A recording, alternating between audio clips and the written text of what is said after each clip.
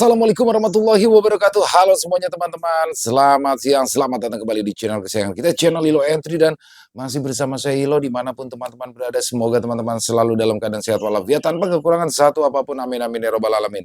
Dan pada kesempatan yang baik ini kami akan membawakan kisah dari Sinta Diary Petualangan Tori di Kota Iblis Xinjiang. Wow, dan udah masuk season kedua teman-teman ya. Pasti makin seru nih kisahnya nih. Sekali lagi kami ucapkan terima kasih kepada Sinta Diary atas kisahnya yang luar biasa dan atas izinnya kami untuk membawakan kisahnya. Buat teman-teman yang suka baca bisa mengunjungi karya karsa dari Sinta Diary, asli kisahnya keren-keren banget di sana teman-teman ya. Dan sebelum kita masuk ke dalam kisahnya, buat teman-teman mungkin yang baru bergabung, kami ucapkan selamat bergabung. Bisa diklik dulu tombol subscribe-nya, jangan lupa lonceng notifikasinya dinyalakan agar teman-teman selalu mendapatkan notifikasi dari konten-konten yang akan kami upload setiap harinya. Dan untuk channel Lilo Entry kami upload setiap hari teman-teman ya, setiap siang jam 12 siang waktu Indonesia bagian Barat. Gak pakai berlama-lama lagi, pasti udah gak sabaran kan untuk masuk ke dalam kisahnya. Kita langsung saja masuk ke dalam kisahnya. Dari halaman belakang rumah Bang Ilo, kita menuju ke negeri Cina.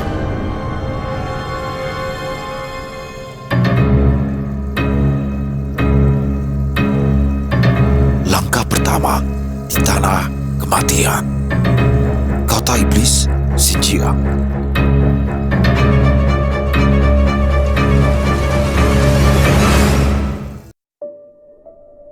Di awal, desa dan rombongannya pergi ke kota Iblis Xinjiang dengan maksud untuk mencari keberadaan paman Desta yang hilang, dan dia adalah Suyoto. Namun, kejadian yang tak terduga justru menimpa salah satu rekannya, Raka. Ia kehilangan kendali karena dikendalikan oleh pendampingnya sendiri yang bernama Rek. Selain itu, Yuda Mantike juga terlibat dengan sekte pembunuh iblis. Pada awalnya, Yuda hanya ingin menolong rekannya agar bisa kabur dari Tang Yin, pemimpin sekte tersebut. Namun, Yuda justru tertarik dan bergabung dengan sekte pembunuh iblis setelah Yuda mengetahui fakta bahwa yang disebut Sang Agung ini memiliki kemampuan yang sangat luar biasa. Kekacauan semakin meluas saat Tori, Desta, dan Dewi Maut memicu pagoda 5 unsur. Mereka menjadi incaran para iblis, dan salah satu kaki tangan iblis adalah Kaisar Bumi, salah satu pengkhianat di antara para kaisar. Lalu, Desta dan Dewi Maut akan memasuki pagoda 5 unsur untuk mendapatkan sumber elemen dan mencari informasi yang mungkin di dalam pagoda 5 unsur ada informasi terkait Suyoto. Sementara itu, Tori, Rama, dan lainnya pergi ke medan perang iblis untuk mencari keberadaan Raka. Disinilah fakta yang sebenarnya tentang medan perang iblis. Rombongan Tianbeng menyisir di wilayah spasial. Masih ada kemungkinan Raka berada di sekitar. Buru-buru memasuki medan perang iblis adalah keputusan yang tidak tepat. Jadi, sekali lagi mereka mencari di sekitaran wilayah spasial.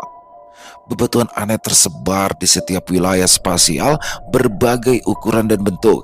Batuan terkecil menyerupai pasir dengan warna merah darah yang seakan seperti diguyur hujan darah. Tempat ini mengingatkanku tentang gurun kematian di alam kerinci. Meskipun tidak seluas wilayah spasial, gurun kematian sangat dihindari. Meskipun ada banyak manfaat, gurun kematian adalah tempat yang paling berbahaya. Aku heran, makhluk di sini bersedia tinggal di pinggiran wilayah spasial ini. Apa mereka tidak takut jiwanya perlahan terkikis? Ucap Gabon. Aku terkejut. Ada yang bisa menguak misteri wilayah spasial ini tanpa kami beritahu. Benar, wilayah spasial mampu mengikis jiwa. Tapi di sisi lain, wilayah ini juga memperkuat jiwa. Tidak semua yang kita dapatkan buruk. Dan di sini juga asal batu jiwa itu terbentuk.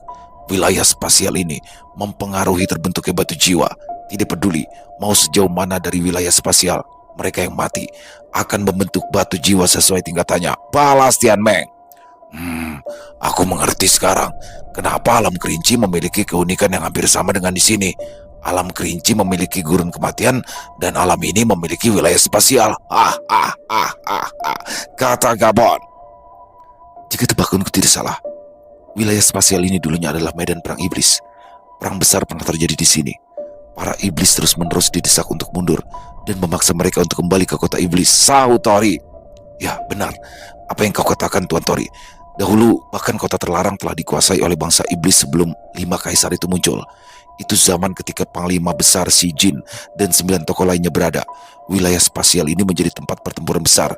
Sudah tak terhitung banyaknya korban dari kedua belah pihak berlaku untuk wilayah spasial di kota-kota lainnya, ucap Tian Meng. Lalu, bagaimana dengan gurun kematian yang kau sebutkan itu, Gabon? Aku pernah mendengar tapi belum pernah mengetahuinya saat aku berada di alam kerinci, kata Tori. Gurun kematian adalah tempat yang tersegel. Bahkan para penghuni alam kerinci sekalipun tidak semuanya tahu. Gurun kematian juga dulunya adalah tempat pertarungan. Bukan bertarung dengan sesama, tetapi dulunya gurun kematian adalah tempat tinggal bagi keberadaan yang tidak bisa disinggung. Tuan Tori pasti sudah pernah mendengar dari Calungga bahwa prajurit merah pernah datang di alam kerinci. Gurun kematian adalah tempat mereka dulunya sebelum alam kerinci bersatu untuk menyelenyapkan mereka. Jelas, Gabon? Sudah jelas. Jejak prajurit merah tidak hanya di alam kerinci saja. Sudah banyak tempat di Nusantara yang sudah mereka jajaki, saut Sri Kandi. Pada awalnya kami yakin tidak ada satu iblis pun bisa keluar dari pengawasan kami. Tapi sekarang masuk akal jika di antara para kaisar ada pengkhianat. Meskipun yang keluar hanyalah para prajurit merah, mereka masih sangat merepotkan. Sejatinya, para prajurit merah adalah para pengkhianat. Setelah mereka mendapatkan sumber benih iblis, kekuatan mereka menjadi meningkat pesat, tutur Tian Meng. Sumber benih iblis, semua bertanya-tanya. Tian Meng kemudian menjelaskan, sumber benih iblis berasal dari Ratu Iblis, sesuatu keberadaan yang tidak mungkin bisa dilawan. Bahkan jika kelima kaisar bergabung, meskipun sangat kuat, Ratu Iblis tidak bisa keluar dari tempatnya, dia akan melemah. Jika keluar dari teritorinya, tetapi Ratu Iblis tidak perlu keluar dari sarangnya untuk menginvasi wilayah-wilayah lain karena Ratu Iblis cukup mencari bidak untuk melakukannya. Mereka inilah yang disebut prajurit merah. Prajurit merah bukanlah berasal dari bangsa iblis. Mereka adalah para pengkhianat dan sumber benih iblis hanya bisa berguna bagi mereka yang bukan berasal dari bangsa iblis.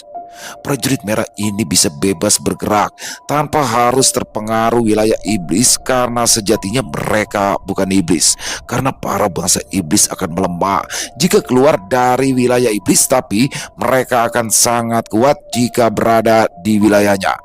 Tentu saja, sumber benih iblis tidak hanya didapatkan dari Ratu Iblis. Semua bangsa iblis bisa membentuk benih iblis dari darah mereka. Semakin kuat iblis tersebut, akan semakin kuat pula sumber-sumbernya.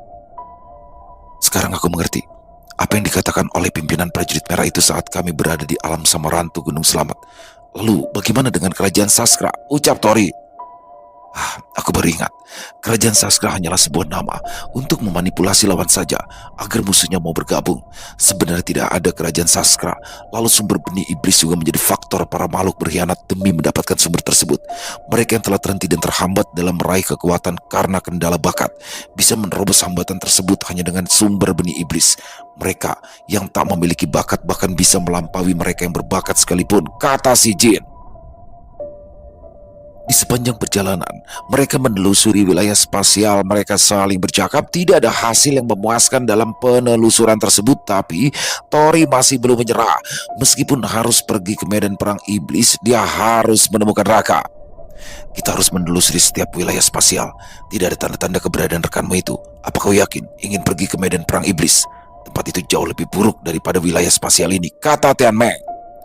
Medan perang iblis termasuk bagian dari teritori bangsa iblis. Dengan kata lain, tempat itu pasti ada banyak bangsa iblis yang berkeliaran bergerak dalam jumlah besar seperti ini. Akan terlalu mencolok.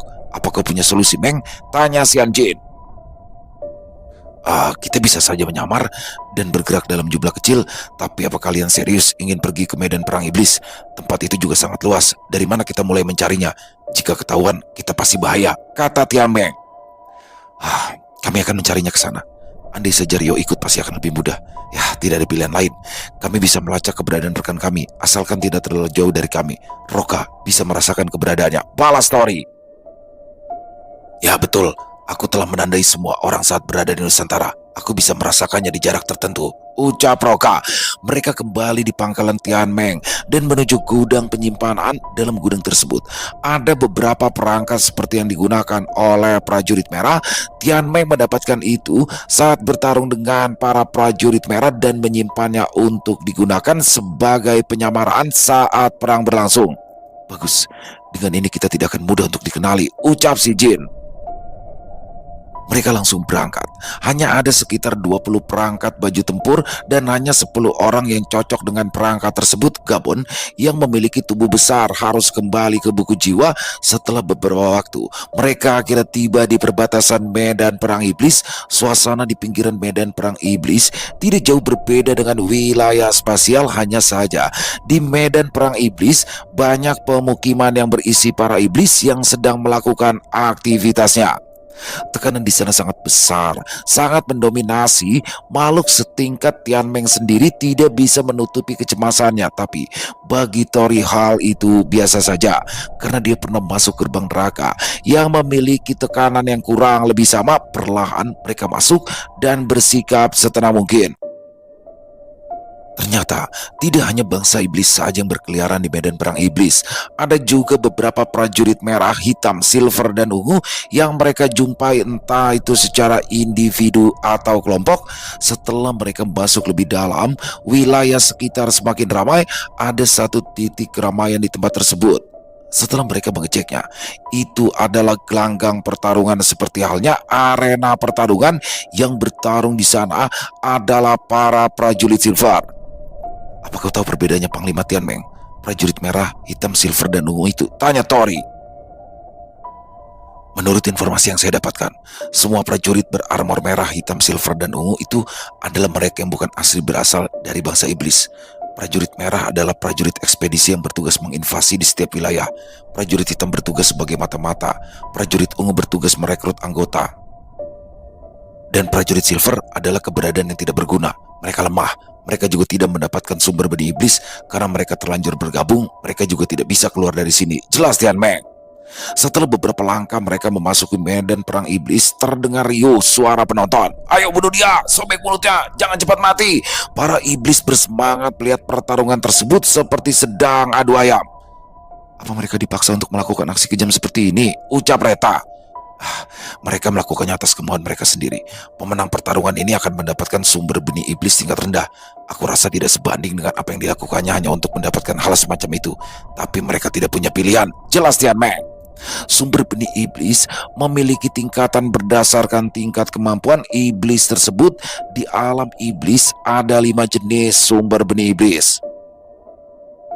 Yang pertama adalah sumber benih iblis yang berasal dari Ratu Iblis. Yang kedua, sumber benih iblis yang berasal dari Raja Iblis. Dan yang ketiga, sumber benih iblis yang berasal dari Jenderal Iblis.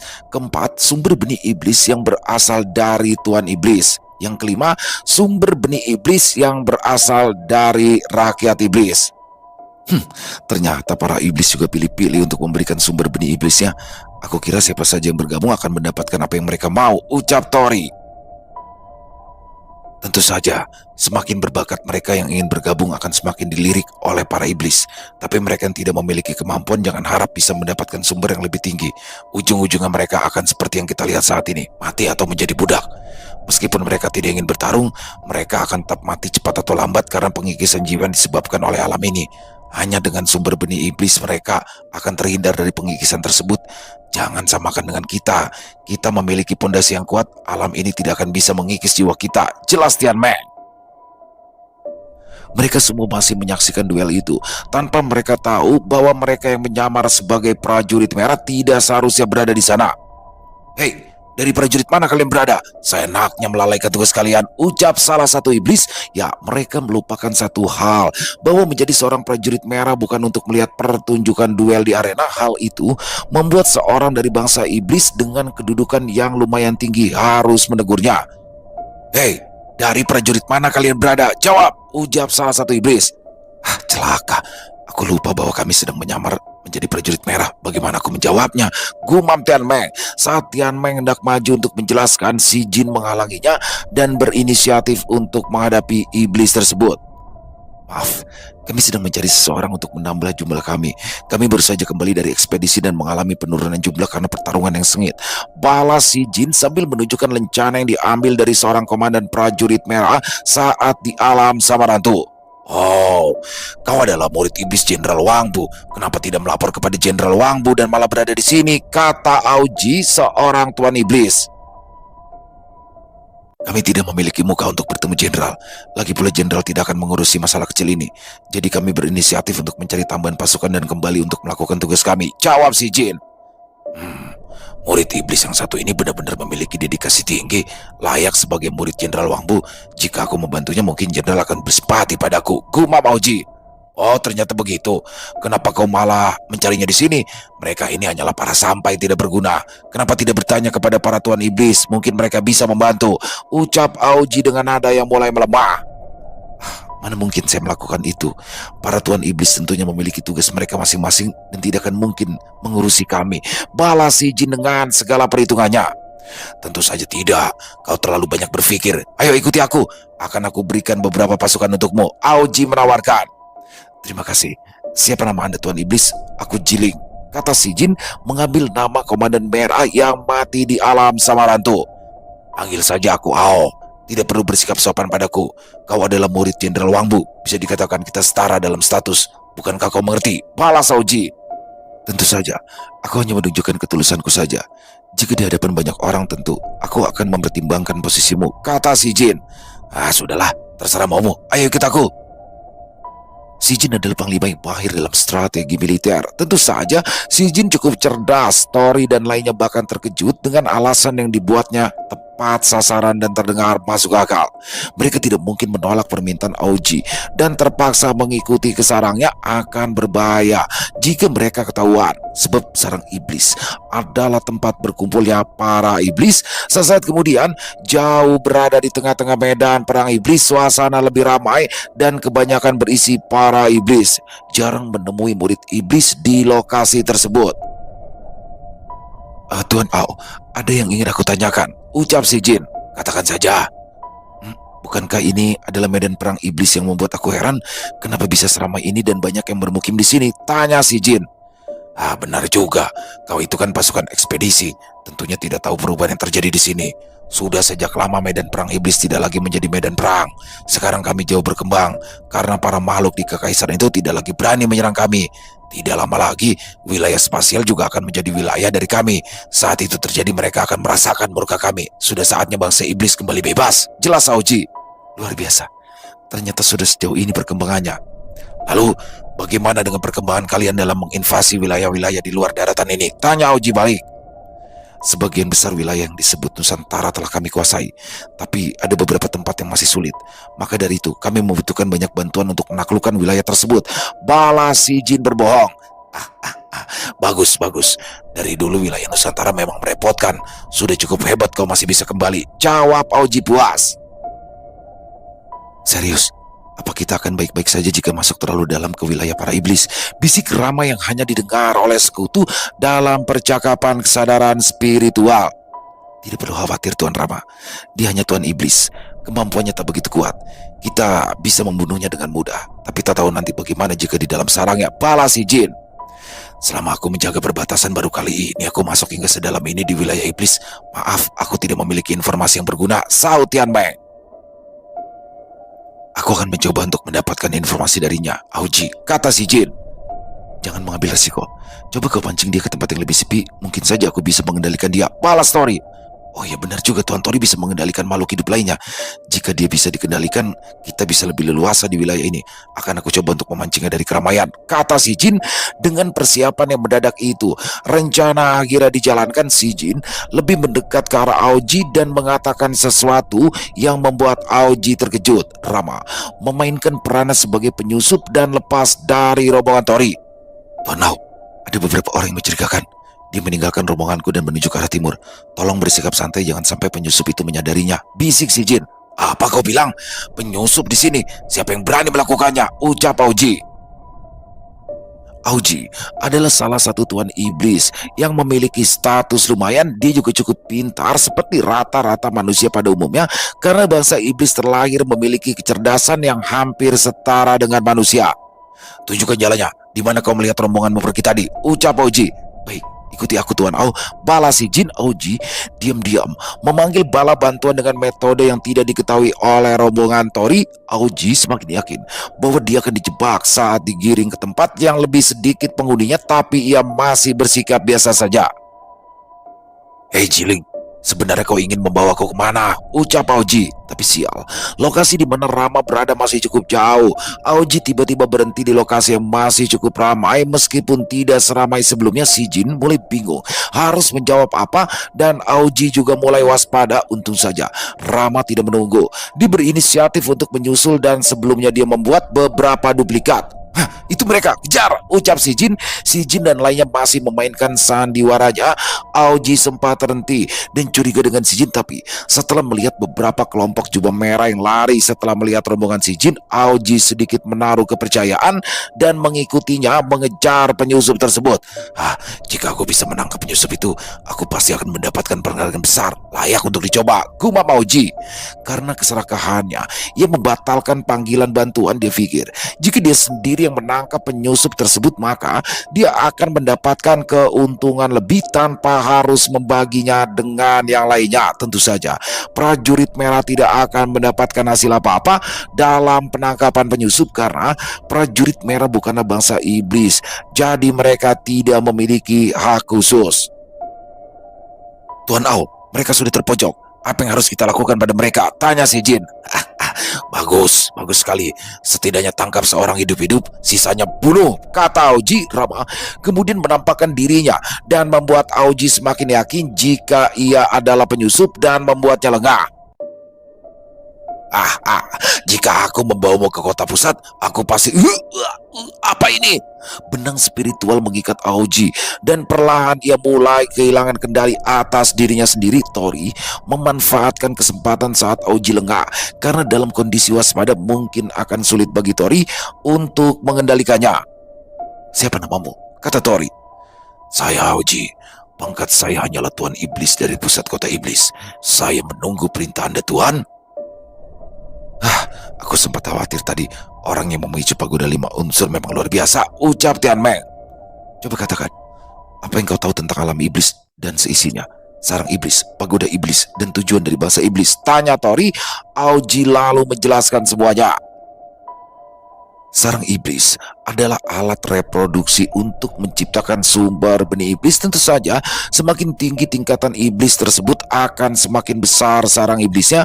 Di medan perang iblis sendiri ada ratusan sarang iblis milik Tuan Iblis dan lebih dari 1000 sarang iblis milik rakyat iblis, tapi hanya ada 5 sarang iblis milik Jenderal Iblis. Sarang iblis juga memiliki bentuk yang beragam. Ada yang seperti kelopak bunga, sarang tawon, dan bentuk aneh lainnya sesuai keinginan pemilik sarang ingin dibentuk seperti apa sarangnya. Tapi di kota iblis sendiri, sarang iblis milik Jenderal Iblis tidak terhitung jumlahnya dan hanya ada 1 sarang iblis milik Raja Iblis dan 1 sarang iblis milik Ratu Iblis. Dari semua sarang iblis yang memiliki kemampuan untuk menciptakan atau melahirkan iblis baru adalah sarang iblis milik Ratu saja. Sarang Ratu Iblis juga sebagai pusat yang dijaga oleh Raja Iblis sendiri. Sedangkan menara iblis adalah tempat untuk mengolah bakat anak-anak iblis yang baru lahir. Semua bangsa iblis pasti melewati proses tersebut. Menara iblis juga bisa digunakan untuk memantau perkembangan di kota terlarang karena pada dasarnya menara iblis dan pagoda 5 unsur saling terhubung. Dan tujuan bangsa iblis sudah jelas, yaitu menguasai seluruh alam jin. Setelah itu akan menyasar ke dunia manusia. Agar misi mereka terlaksana, mereka harus mendapatkan 3 benda keramat yang pernah disebutkan: kitab kebangkitan iblis, tongkat iblis, dan mahkota iblis. Kitab kebangkitan iblis sebenarnya sudah pernah didapatkan oleh bangsa iblis, tetapi tiba-tiba hilang karena ulah salah satu manusia dan beberapa makhluk yang mencurinya. Tapi baru-baru ini kitab kebangkitan iblis muncul kembali dan sekarang berada di kota terlarang. Hanya menunggu waktu saja kitab kebangkitan iblis akan jatuh kepada bangsa iblis. Aoji, apa kau memiliki kendali penuh atas bawahanmu yang mendapatkan sumber benih iblis darimu? Tanya Tori. Tentu saja Tuhan, saya melayani Anda tentu saja dengan para bawahan saya. Apakah itu artinya mereka tidak keberatan harus mengkhianati bangsa iblis? Makhluk yang bijak akan tunduk kepada keadaan Tuhan, jawab Aoji. Dengan mendapatkan sekutu seperti Aoji, ke depannya akan lebih mudah untuk mencari keberadaan Raka. Setelah Tori mampu mengendalikan Aoji, segala informasi telah mereka dapatkan. Rombongan Tori juga akan semakin lebih leluasa untuk bertindak karena adanya Aoji di pihak mereka, tapi tidak menutup kemungkinan mereka akan aman jika bertemu dengan Jenderal Iblis. Selama mereka tidak bertemu secara langsung dengan Jenderal Iblis, mereka akan tetap bisa melakukan penyamaran. Aoji, ya Tuan, apa kau pernah mendengar ada seorang penyusup? Dia adalah jiwa manusia yang dikendalikan oleh sosok jahat, tanya Tori. Maaf Tuan, saya tidak pernah mendengar informasi tersebut. Mungkin saja sosok yang Anda bicarakan ini berada di tempat lain, atau ada kemungkinan dia sudah tertangkap dan dibawa ke kota pusat. Akan saya bantu untuk mencari informasinya Tuan, jawab Aoji. Baiklah, aku mengandalkanmu Aoji. Bawahan ini tidak akan mengecewakan Anda Tuan. Mereka semua sudah terlalu lama berada di tempat sunyi tersebut. Akan menjadi masalah jika ketahuan oleh Tuan Iblis lainnya. Sementara itu, Aoji menyarankan untuk pergi ke sarangnya terlebih dahulu. Dia juga mengatakan untuk mengganti pakaian yang dikenakan oleh rombongan Tori karena prajurit merah tidak seharusnya berada di wilayah tersebut. Setidaknya, mereka harus memakai pakaian prajurit hitam agar bisa bebas untuk bergerak di wilayah iblis karena prajurit hitam memiliki tugas sebagai mata-mata dan mengumpulkan informasi yang mana pergerakan mereka tidak dibatasi. Di dalam bangsa iblis sendiri juga memiliki pengkhianat. Beberapa bangsa iblis ada yang bergabung dengan sekte pembunuh iblis. Meskipun tujuan mereka sama, bangsa iblis menilai bahwa sekte pembunuh iblis tersebut adalah duri yang suatu saat menjadi tombak bagi mereka. Oh, ternyata kau berada di sini. Aku sempat heran kenapa kau membatalkan untuk meminta bantuan, ucap salah satu tuan iblis lainnya yang tiba-tiba datang. Si, Cu, Bing, kenapa kalian kemari? Bukankah aku sudah menegaskan bahwa aku tidak lagi butuh bantuan? Kenapa kemari? Ucap Aoji menghampiri mereka. Informasi yang kami terima, kau mengatakan ada penyusup. Di mana penyusup tersebut, Aoji? Kata Si. Apa kau berencana ingin mengambil keuntungan sendirian, Aoji? Kau benar-benar serakah, saut Bing. Ngomong-ngomong, mengapa prajurit merah ada di sini? Prajurit ekspedisi tidak seharusnya berkumpul di satu tempat. Dari semua murid iblis, yang paling mencurigakan adalah prajurit merah. Aoji, jangan bilang kau, kata Cu meragukan. Apa yang kalian katakan? Aku membatalkan minta bantuan kalian karena informasi yang aku terima salah. Aku sempat mengejarnya kemari, tetapi tidak ada penyusup seorang pun. Jangan berpikir berlebihan, Cu, balas Aoji. Benarkah kau kehilangan penyusup tersebut? Atau kau tiba-tiba memihak para penyusup? Untuk menghilangkan keraguan kami, kalian prajurit merah, buka topeng kalian. Murid iblis akan mudah untuk dikenali, ucap Bing. Mereka ini, sialan. Jika rombongan Tuan melepas topeng, mereka akan tahu jika rombongan Tuan bukan murid iblis. Apa yang harus aku lakukan nih? Sial, gumam Aoji. Sire, lakukan dengan cepat. Jangan menahan diri dan meremehkan mereka. Perintah Tori dalam keadaan spiritual. Slap! Sire dan Sire langsung bergerak secepat angin. Ketiga Tuan Iblis tidak menyadarinya karena berfokus kepada Aoji. Hei, ada apa? Kenapa kalian diam? Buka topeng kak. Duduk. Bing bahkan tidak menyadari jika kepalanya sudah terpisah dari jiwanya. Bing, sial apa yang kau Cu? Seracas, tas! Si dan Cu bahkan tidak sempat untuk bertahan. Bisa-bisanya mereka mengkhawatirkan orang lain. Sire dan Sire benar-benar serius. Mereka melancarkan serangan terkuatnya hingga ketiga Tuan Iblis tidak berkutik sama sekali dan mati dalam sekejap. Mereka bertiga terbunuh dengan sekali gerakan. Jika Tuan berniat membunuhku barusan, aku bahkan tidak akan sempat untuk berkedip. Rombongan Tuan sangat berbahaya, gumam Aoji terkejut. Aoji, apakah kematian mereka bertiga akan menimbulkan kekacauan? Tanya Tori. Tidak terlalu dibesar-besarkan jika Tuan Iblis seperti mereka mati, Tuan. Perselisihan internal sudah biasa terjadi. Hanya yang kuat yang bertahan.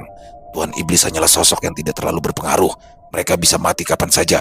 Kota pusat tidak akan pernah kekurangan Tuan Iblis. Jelas Aoji. Bagus kalau begitu. Ayo kita lanjutkan rencana kita. Balas Tori. Aoji memiliki murid iblis sekitar 100 orang. Mereka bisa berguna untuk rombongan Tori, memudahkannya mencari informasi terkait Raka. Setelah sampai di sarang iblis Aoji, rombongan Tori berganti pakaian menjadi prajurit hitam. Tori dan rombongannya harus segera bertindak. Sarang iblis Aoji terpaksa dikosongkan. Aoji harus mengikuti rombongan Tori dan murid-murid Aoji diperintahkan untuk menyebar dan mencari keberadaan Raka. Mas Tori, sekarang kita harus bergerak kemana? Meskipun Aoji sudah menjadi bagian dari kita, jangan mengambil keputusan untuk pergi ke kota iblis. Aku takut situasinya tetap tidak aman, ucap Rama. Bang, Apa sebaiknya kita kembali aja dulu ya? Setidaknya di sini ada Auji yang bisa meneruskan pencarian Raka. Aku khawatir Bang Desta tidak bisa kendalikan ulah Bang Jaka saat di istana kekaisaran dan malah akan bertambah buruk. Saut Reta. Aku setuju dengan Nona Reta. Aku juga tidak bisa terlalu lama meninggalkan pangkalan. Takutnya terjadi sesuatu. Balas Tian Meng. Pergilah Tuan. Aku tetap di sini untuk mencari rekan Anda. Aku bisa menjaga diriku sendiri. Roka menawarkan diri. Baiklah jika begitu, Auji, bekerja samalah dengan Roka. Jika kalian menemukan Raka dan bisa membawanya, segera bawa ke pangkalan Panglima Tianmeng. Tapi jika kalian tidak bisa, jangan memaksakan diri. Kabari kami saja nanti. Ucap Tori. Baik Tuan, sesuai perintah ada. Balas Auji. Kami akan pergi. Berhati-hatilah Roka, kata Tori. Anda juga Tuan, ucap Roka. Tori dan rombongannya memutuskan untuk pergi dari medan perang iblis dan berencana untuk menyusul Desta.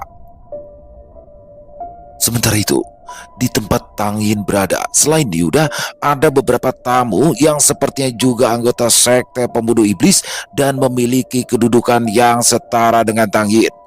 Yuda tidak lagi menggunakan pakaian bebas. Kini, dia nampak elegan dengan setelan jas hitam yang rapi di satu ruangan khusus di rumah Tang Yin. Setidaknya ada 5 orang dengan pakaian yang berbeda. Mereka tampak seperti bos-bos besar dan memiliki kekuasaan. Tanya itu, setiap orang memiliki pengawal yang terlihat sangat kuat. Maaf, baru bisa menemui kalian. Aku baru saja menjemput kawan baru kita. Perkenalkan, dia adalah Mantike dari Kalimantan, Indonesia. Tang Yin memperkenalkan. Mantike, mereka adalah para pemimpin sekte pemuda iblis yang sama sepertiku. Yuda hanya memandangi mereka satu persatu dengan sedikit menundukkan kepalanya sebagai bentuk sapaan darinya. Oh, istimewa sekali orang ini sampai kepala Tang menjemputnya. Balas Suang, salah satu pemimpin sekte pemuda iblis. Kenapa kau membawa orang kampung seperti ini, Tang? Orang seperti ini banyak di jalanan. Ucap Alung pemimpin lainnya. Meskipun aku tidak paham apa yang kau katakan, tapi aku yakin kau sepertinya sedang menghinaku, babi gendut. Yuda membalas ucapan Alung. Orang ini sangat berani, aku suka, kata pimpinan lainnya dengan marga Chen. Memangnya apa yang dikatakan Chen? Tanya Alung. Chen sedikit bisa berbahasa Indonesia. Dia mengerti apa yang dikatakan Yuda dan menyampaikannya kepada Alung. Kurang ajar, beraninya kau bilang aku babi gendut. Kau sudah bosan hidup? Alung berdiri marah. Bos, apa Anda ingin saya membuatnya pelajaran? Kata pengawal Alung. Jangan bunuh dia, patahkan saja satu lengannya sebagai pelajaran. Balas Alung. Siap bos. Pengawal Alung dengan tubuh besar seperti beruang itu mendekati Yuda. Dia memegang pundak Yuda dan berencana ingin melepas tulang lengannya.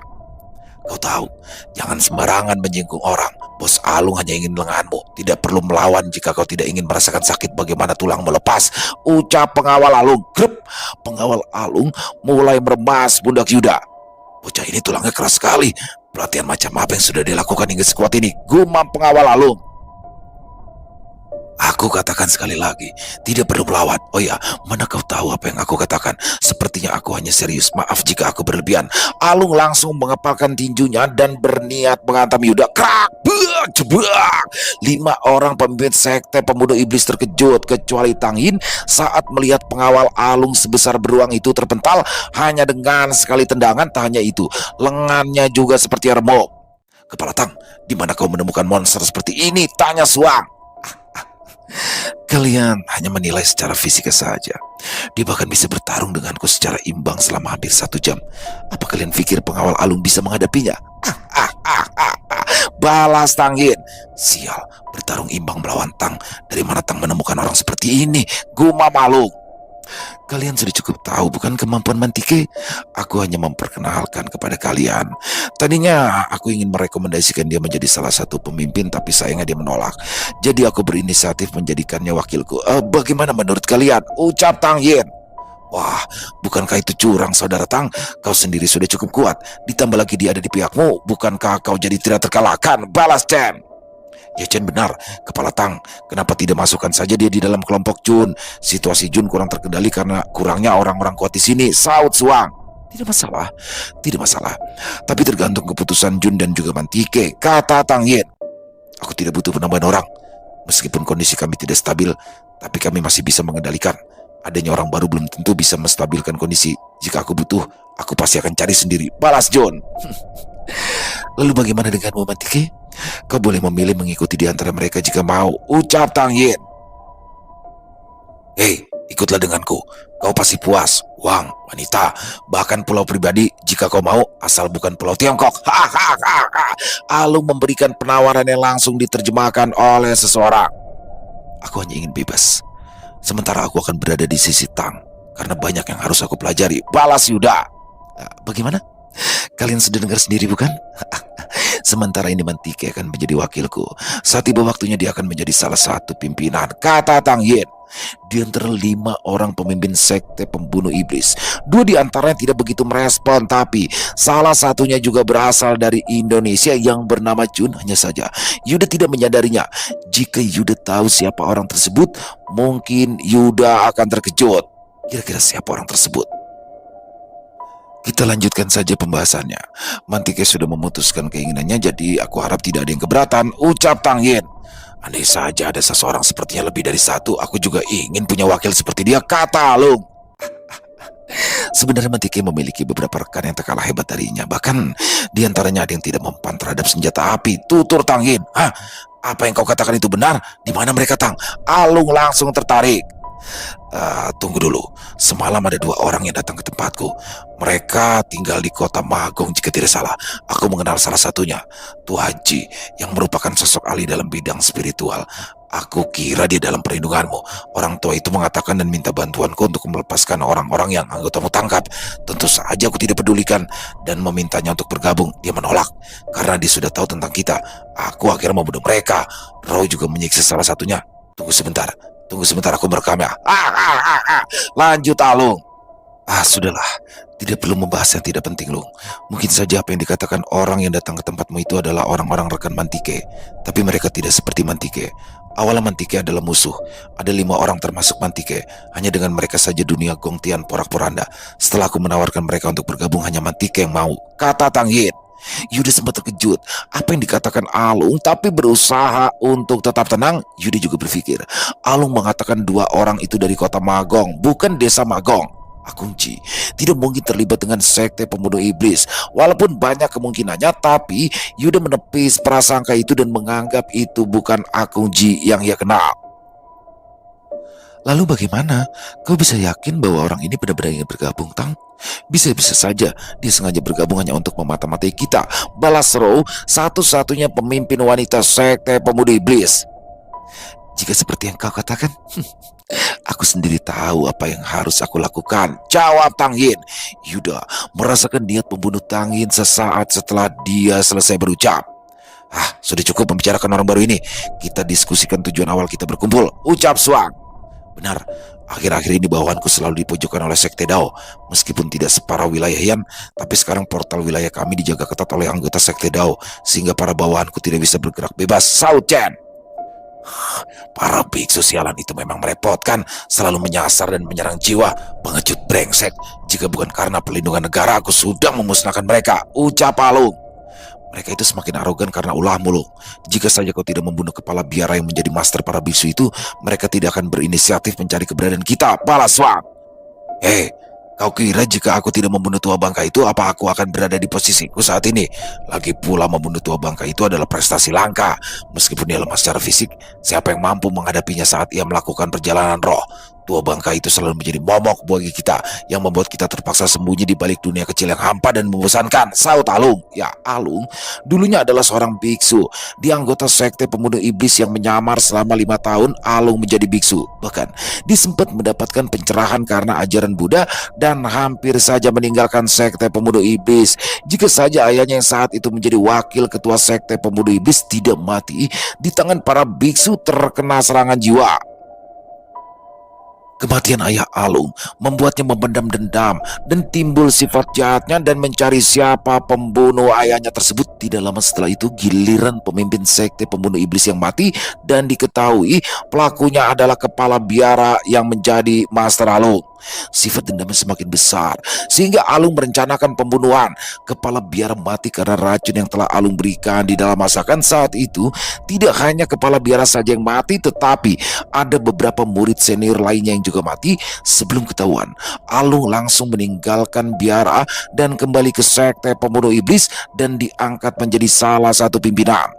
Kematian kepala biara membuat para ketua biksu lainnya kembali membangkitkan sekte Dao, kemudian mengejar dan membasmi sekte pembunuh iblis yang awalnya ada belasan pemimpin sekte pembunuh iblis hingga kini hanya tersisa 6 saja. Alung benar, orang tua itu selalu bertindak sendiri dan selalu mengancam kita. Tidak ada yang bisa melawannya. Di dunia spiritual, saat ini pun situasinya juga tidak lebih baik saat orang tua itu masih hidup. Jadi, tidak perlu ada yang disalahkan, ucap Tang Yin. Lalu apa yang harus kita lakukan? Kita tidak bisa terus sembunyi.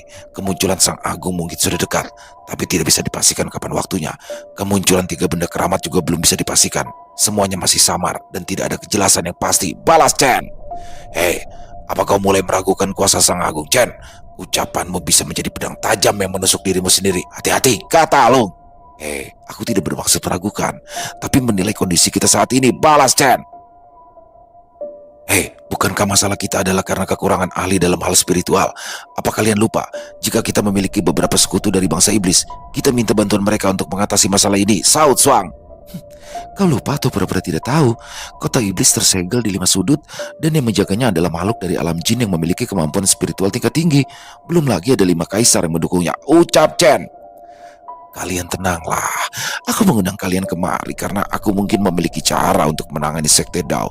Tentu saja kita membutuhkan bantuan dari kota iblis. Aku, Yan, dan Mantike akan pergi ke kota iblis. Rou akan tetap berjaga jika saja sekte Dao bertindak, kata Tang Yin. Tidak masalah, aku terkejut anak baru itu mampu melakukan perjalanan roh juga. Kau sepertinya mendapatkan harta karun, Tang. Jaga baik-baik harta itu, jangan sampai berubah menjadi pedang. Balas Roh. Hilangkan keraguanmu itu, Roh. Dia orang baru, bersikaplah bersahabat.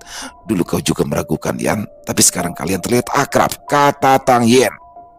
Siapa bilang? Aku bahkan masih tidak bisa percaya dengan Yan. Tidak ada tindakan yang pantas untuk dipercayai. Mengurus satu wilayah saja tidak becus, ucap Roh. Yan hanya diam, tak ingin membalas perkataan Roh. Sudahlah, kita sedang dalam kondisi kurang baik. Tidak perlu menimbulkan masalah internal. Lanjutkan saja, balas Suang. Oke, baiklah, sementara ini kami bertiga akan pergi ke kota iblis. Tunggu kabar dariku selanjutnya, kata Tang Yin menutup pembicaraan dan mengakhiri pertemuan. Semuanya pergi dari rumah Tang Yin kecuali Yan. Lalu rencana dimulai dan melakukan perjalanan ke alam iblis. Langit kemerahan dengan awan tebal di atas kota terlarang. Para makhluk berkumpul di suatu titik di area pagoda 5 unsur karena hari itu akan menjadi momen bersejarah di mana para pemicu pagoda 5 unsur akan memasuki dunianya. Saat itu, Tori dan rombongannya juga tiba di kota terlarang. Tentunya mereka tidak tahu apa yang sedang terjadi. Banyak makhluk berkumpul di pagoda 5 unsur. Akhirnya, dia datang juga, benar-benar di waktu yang tepat, ucap Kaisar Langit. Cahaya petir menyinari Tori dan mengelilinginya. Kaisar Langit sengaja menunjukkan keberadaan Tori tanpa diperintahkan. Para makhluk yang ada di sana langsung membukakan jalan untuk Tori menuju ke pagoda 5 unsur. Walaupun sebenarnya tujuan Tori bukan untuk ke sana, tapi karena ia dituntun untuk pergi ke sana, Tori tidak punya pilihan lain. Mata tertuju ke arah Tori dan menjadi pembicaraan oleh para makhluk yang ada di sana. Des, apa Raka sudah ditemukan? Tanya Desta. Belum, tapi aku sudah mengutus seseorang untuk mencarinya. Apa yang sedang kalian lakukan di sini? Kata Tori. Kaisar Langit kemudian menjelaskan kepada Tori bahwa pagoda 5 unsur telah dibuka bagi mereka yang telah memicunya. Banyak misteri tersembunyi di dalam pagoda 5 unsur yang pastinya membuat Tori juga tertarik untuk memasukinya. Pagoda 5 unsur juga memiliki dunia sendiri dan masih banyak misteri lainnya yang akan membuat mereka semakin terkejut saat memasuki pagoda 5 unsur. Aku akan mencobanya. Siapa tahu ada peninggalan Risi yang bisa aku manfaatkan, ucap Tori. Risi Darswana tidak pernah keluar saat memasuki pagoda 5 unsur. Tidak ada yang tahu dia masih hidup atau tidak. Kau akan tahu sendiri setelah memasukinya, balas Kaisar Langit. Kalian bisa masuk bersama. Nantinya kalian akan dituntun oleh roh elemen kalian. Tidak perlu khawatir dengan keadaan di luar. Waktu berjalan sangat lambat di dunia. Pagoda 5 unsur, satu tarikan nafas di sini setara 1 tahun di sana. Gunakan kesempatan sebaik mungkin, karena kalian hanya mendapatkan 1 kali kesempatan seumur hidup kalian, kata Kaisar Surgawi. Tori, Desta dan Dewi Maut langsung memasuki pagoda 5 unsur dan mempercayakan Jaka untuk melindungi yang lainnya. Sementara itu, Kaisar Bumi menyadari kembali kedatangan seseorang, dia segera beranjak pergi dari pagoda 5 bumi. Ingin buru-buru pergi kemana, Kaisar Bumi? Cegah Kaisar Suci. Benar, apa kau akan melewatkan momen besar ini? Balas Kaisar Agung. Tidak, aku hanya ada urusan mendesak. Aku lupa menyelesaikan tugas. Jawab Kaisar Bumi. Tugas? Sejak kapan Kaisar Bumi memiliki tugas pribadi? Balas Kaisar Surgawi. Sebenarnya siapa kau ini, Kaisar Bumi? Kata Kaisar Langit terang-terangan. Ya, keempat kaisar telah menyadari ada keanehan dengan Kaisar Bumi. Mereka sengaja menyergapnya di luar istana supaya tidak terjadi keributan besar di dalam istana. Kaisar Bumi tidak bisa mengelak lagi. Apakah para kaisar akan menghakiminya di hadapan para penghuni kota terlarang? Tindakan Kaisar Bumi terlalu mencolok. Para kaisar lainnya sudah mulai menyadari ada keanehan pada Kaisar Bumi semenjak kemunculan kitab kebangkitan iblis. Kaisar Bumi menyadari kedatangan Tangin. Maka dari itu dia menjadi tidak sabaran. Tapi yang dilakukan Kaisar Bumi memang disengaja mengungkapkan jati dirinya karena dia tidak ingin Tangin dan lainnya disadari oleh para kaisar lainnya. Sebab jika Tangin disadari oleh para kaisar, rombongan Tangin tidak akan bisa lolos. Sebetulnya Kaisar Bumi dan Tangin tidak memiliki hubungan khusus. Hanya saja mereka pernah menjalin kesepakatan untuk keuntungan bersama. Tangin juga tidak bisa sembarangan untuk bertemu Kaisar Bumi, karena yang menjalin kesepakatan dengan Tangin bukanlah Kaisar Bumi yang sebenarnya. Maksudnya ada keberadaan lain di dalam Kaisar Bumi. Dengan kata lain, Kaisar Bumi memiliki jiwa ganda. Dari semua kaisar, yang paling banyak memikul tanggung jawab adalah Kaisar Bumi. Seperti julukannya sebagai Kaisar Bumi, dia adalah perwujudan elemen tanah. Semakin tercemarnya daratan yang dia pijak, akan semakin berat yang harus ia tanggung, karena setiap makhluk yang ada di alam Dao dan alam iblis semuanya bergantung pada elemen bumi. Setiap tindakan buruk suatu makhluk itu akan mempengaruhi tanah yang mereka pijak. Apa-apaan kalian ini? Apa kalian ingin mempermalukanku di hadapan umum? Aku masihlah seorang kaisar. Jika para penghuni alam Dao tahu kejadian ini, mereka akan mulai menurunkan kepercayaan mereka dan mungkin akan meninggalkan wilayah ini, ucap Kaisar Bumi. Oh, jadi kau sudah mengakuinya bahwa kau benar-benar berkhianat selama ini? Dasar makhluk hina, caci Kaisar Agung. Mungkin apa yang kau katakan benar, tapi akan semakin tidak terkendali lagi jika kami membiarkanmu bertindak sesuka hatimu. Biarlah semua makhluk yang ada di sini tahu dan menjadi contoh, bahkan seorang kaisar sekalipun tidak lepas dari hukuman, kata Kaisar Suci. Apakah kalian bodoh jika kalian kehilangan aku yang sebagai salah satu pilar elemen yang menjaga kestabilan alam Dao? Apa kalian sudah siap untuk menerima konsekuensinya? Alam Dao bisa runtuh dan akan memudahkan bangsa iblis menguasainya kembali, tutur Kaisar Bumi. Memang benar, jika kau musnah, pondasi alam Dao akan melemah. Kami tidak perlu sampai harus memusnahkanmu, saut Kaisar Langit. Maksud kalian? Sial, apa mereka berniat menyegelku ya? Kenapa aku tidak kepikiran tentang itu? Aku harus meloloskan diri, gumam Kaisar Bumi. Dengan kekuatan penuh, Kaisar Bumi berencana untuk kabur. Dia tidak mungkin bisa menang melawan 4 kaisar. Kaisar Bumi melupakan sesuatu yang penting, ya kota terlarang memiliki pelindung yang otomatis berfungsi saat mendeteksi adanya pengkhianat. Tentu saja pelindung yang jangka pasang lebih efektif untuk bangsa iblis, tetapi juga akan berefek bagi mereka yang telah ketahuan dan dinyatakan sebagai pengkhianat.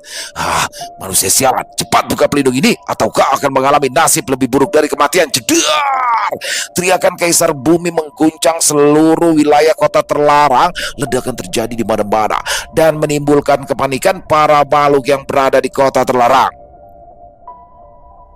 Kota terlarang berguncang hebat saat Kaisar Bumi mengerahkan kemampuannya. Kepanikan mulai terdengar oleh penghuni kota terlarang. Kau pikir bisa menghancurkan susunan raja yang aku pasang? Bermimpilah, selama aku mengendalikan secara langsung, tidak ada satupun yang bisa keluar dari susunanku. Yada, Subali, lindungi aku dari sini. Siri, suruh, bersiaplah di posisimu. Cedat, cedung. Kaisar Bumi masih mencoba untuk menghancurkan susunan Raja Jaka ketika susunan mulai retak. Jaka yang memperbaikinya dengan cepat dan membuat Kaisar Bumi semakin kesal. Cedung. Sekali lagi, alam kota terlarang berguncang dengan hebat. Tanah-tanah di sekitar mulai retak dan beberapa bangunan sekitar runtuh.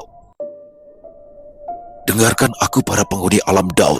Seperti yang kalian tahu, Kaisar Bumi saat ini adalah seorang pengkhianat, atau ada kemungkinan dia bukanlah Kaisar Bumi seperti yang kita kenal. Kami para Kaisar akan menangani masalah ini dan bersiaplah untuk kemungkinan terburuk. Ucap Kaisar Langit, suaranya menggema di setiap wilayah. Para pengawal Kaisar muncul, dan tanpa diduga bahwa pengaruh Kaisar Bumi hampir mendekati setengahnya. Setidaknya ada 20 pengawal pribadi Kaisar Bumi, itu pun masih belum terhitung dengan yang mati. Selain itu, juga ada beberapa makhluk kuat lainnya yang ada di pihak Kaisar Bumi. Para kaisar lainnya tidak pernah menduga akan hal itu. Apa kalian pikir aku tidak mempersiapkan semuanya? Aku berencana untuk menjadikan semua penghuni kota terlarang sebagai pihakku. Tapi apa boleh buat, ini sudah lebih dari cukup, kata Kaisar Bumi. Sudah aku duga, dia bukan Kaisar Bumi yang kita kenal. Aku menduga ini saat Kaisar Bumi telah tertidur dan dikendalikan oleh sisi jahatnya, ucap Kaisar Surgawi. Kaisar Bumi tidaklah lemah. Meskipun dia memiliki 2 jiwa, jiwa buruknya tidak akan pernah bisa melawannya kecuali sumber benih iblis, kata para kaisar serentak. Kaisar Bumi bisa mengendalikan makhluk lainnya untuk berpihak padanya. Hanya sumber benih iblis milik Ratu Iblis yang memiliki kemampuan seperti itu, ucap Kaisar Langit. Aku tidak bisa membayangkan jika kita mengulur waktu lebih lama lagi, kota terlarang bisa terpengaruh olehnya, saut Kaisar Surgawi. Bahkan beberapa pengawal para kaisar lainnya ikut berpihak pada Kaisar Bumi. Itu disebabkan karena pengaruh dari sumber benih iblis yang telah ia dapatkan Kaisar Bumi, sehingga keberadaan Kaisar Bumi yang sebenarnya bisa ditekan dan dikendalikan oleh sisi jahatnya dan disebut sebagai Kaisar Iblis. Mereka yang mendukung Kaisar Iblis terpengaruh oleh energi iblis, sehingga kesadaran mereka juga diambil alih. Kalian yang memaksaku melakukan ini, seekor kelinci pun akan mengeluarkan taring jika terpojok. Tidak ada yang lagi perlu ditutupi, ucap Kaisar Bumi atau Kaisar Iblis. Cedar! Kaisar Iblis melayang di udara. Di belakangnya ada ratusan pengikut. Tangan kanannya digerakkan dan menimbulkan gelombang tanah yang besar yang perlahan menutup dan memenjarakan keempat kaisar. Tentu saja Kaisar Suci tidak tinggal diam. Ia juga membalasnya dengan gelombang air yang besar hingga menghancurkan dinding tanah yang hendak mengurung mereka. Makhluk lainnya kocar-kacir. Pertarungan tersebut bukanlah suatu hal yang bisa ditahan oleh mereka. Jangankan untuk terlibat, berada di sekitar para kaisar saja bisa membahayakan nyawa mereka.